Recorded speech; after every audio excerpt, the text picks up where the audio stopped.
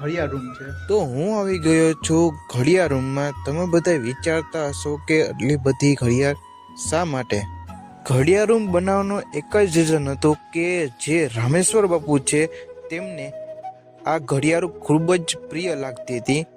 તો ઘડિયાળ રૂમમાંથી કોઈ પણ વ્યક્તિ એક ઘડિયાળ લઈ જાય તો તેની મનોકામના પૂરી થાય એવું કહેવામાં આવે છે.